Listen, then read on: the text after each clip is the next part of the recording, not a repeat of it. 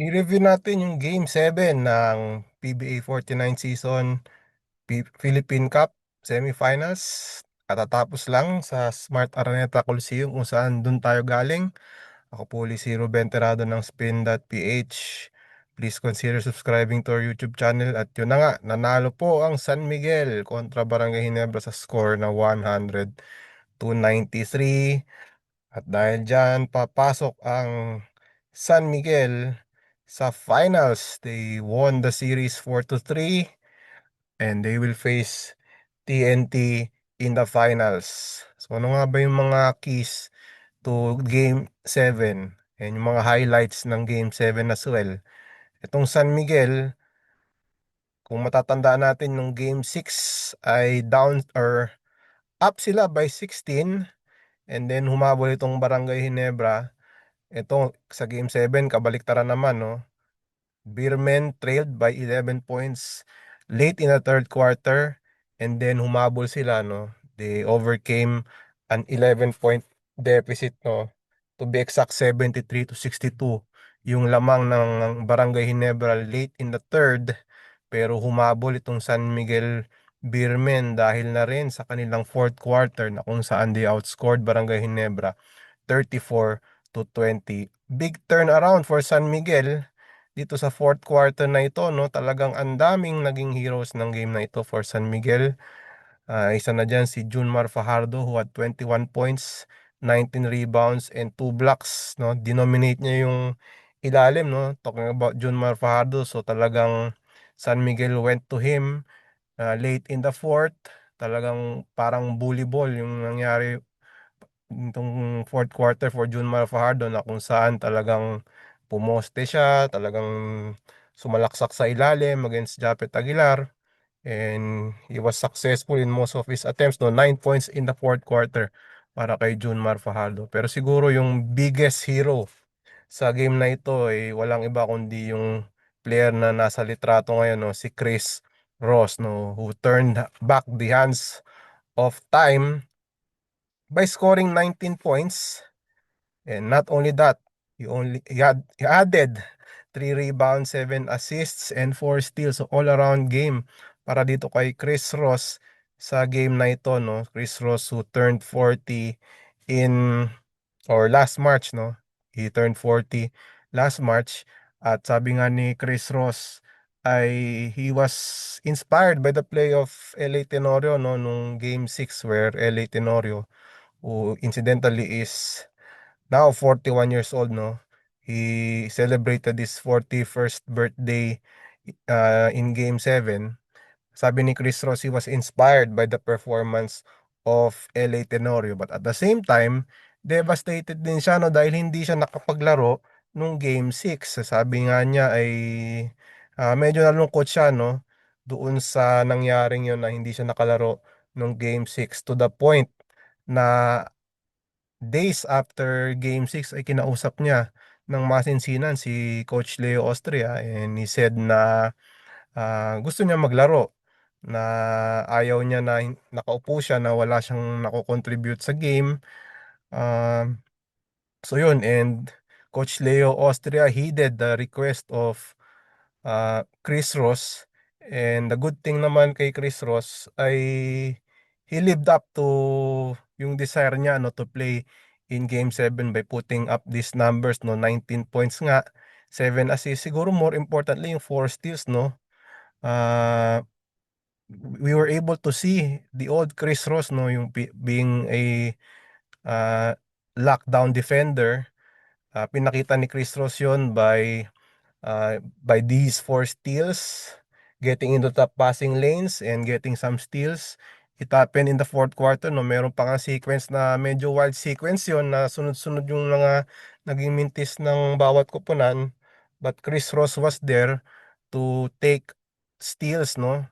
Interceptions, and yun na nga, yung defending yung mga key players ng Barangay Ginebra, no, sa larong ito. So Chris Ross talagang worthy of the attention in this Game 7. After the game nga, or seconds after the final buzzer, nandun siya sa center court, and Talagang kita nyo yung very emotional itong si Chris Ross dahil nga in a way medyo sumama yung loob niya when he did not play in Game 6 but he was able to bounce back and played well.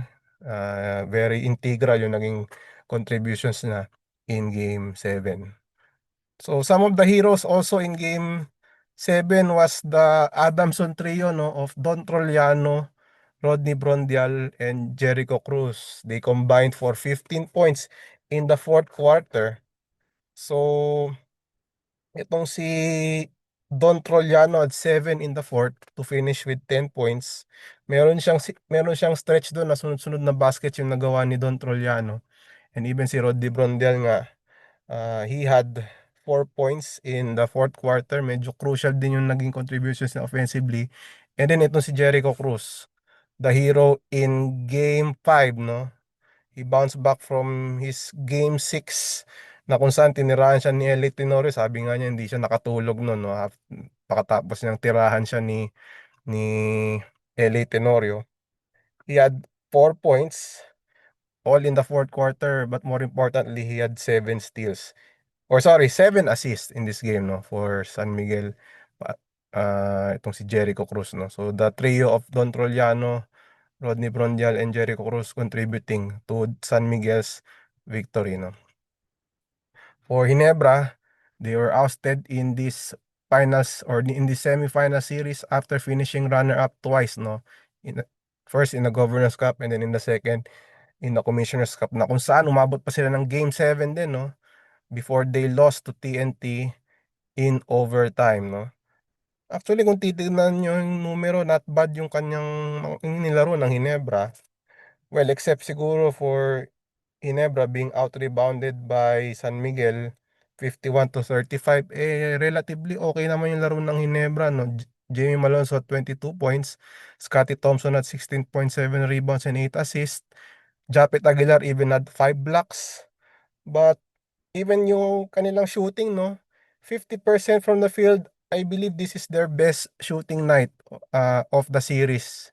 Nabanggit nga yan ni Coach Tim Cone in their loss in game 5, no, na hindi pa sila nagkakaroon ng game na maganda yung shooting nila. And this time around in Game 7, maganda yung shooting nila, no? 50%. There was a point na 55% pa nga yung shooting nila, no? Sometime in the third quarter. But still, natalo pa rin itong Barangay Ginebra over San Miguel, no? So that's the end of the road na for Ginebra. Yung kanilang 49th season, no? 2 runner-up finishes and 1 semifinal appearance. And now for San Miguel, they move on. They will face TNT in the championship round ng Philippine Cup. So itong TNT will vie for a Grand Slam against the traditional contender in the Philippine Cup in San Miguel. So kung hindi tayo nagkakamali, no, this is San Miguel's 8th finals appearance in 10 years, no, dito sa Philippine Cup, na kung saan dinomina nila ito. There was a time na 5 straight titles yung napanalunan na San Miguel in the Philippine Cup. So yun po yung recap natin. Tingnan natin yung schedule. Oh. Ito po yung schedule ng Philippine Cup Finals. And it will start on July 13, Sunday at the Smart Araneta Coliseum. TNT against San Miguel. 7:30 po yung lahat ng games. And i-note din po natin, oh, na game number 6 and game 7, if necessary, will be played at the Phil Sports Arena. Hindi po available yung Araneta Coliseum and Mall of Asia Arena in those dates. So yung possible na coronation, no, would be held at the Phil Sports Arena. So yun po yung ating schedule. Yan po yung rest of schedule natin, no. There will also be a game at the Mall of Asia Arena on July 20. So yun na po ang ating recap ng Game 7 of the PBA Philippine Cup semifinals, and now we move on to the finals. And again, no, we will do our best to do our recaps, no, from games 1 to maybe game 7, no. So sabay-sabay po nating abangan, no, yung conclusion ng 49 season ng PBA Philippine Cup. Will it be a Grand Slam for TNT, or will San Miguel regain their supremacy dito sa Philippine Cup? Okay po, dyan na po natapos yung ating recap. Ako po ulit si Ruben Terrado. Please consider subscribing to our YouTube channel. Thank you for your support sa ating YouTube channel, and comment down below kung anong tingin nyo, no? Will it be TNT or San Miguel? Ang tingin nyo sa pinakita ng Hinebra in Game 7? Just let me know dito po sa ating comment section. And of course, read our stories on spin.ph for more of the PBA Philippine Cup Finals as well as other sports, no? Basahin nyo po kami sa spin.ph. Alright, thank you for watching our video. We will see you next time.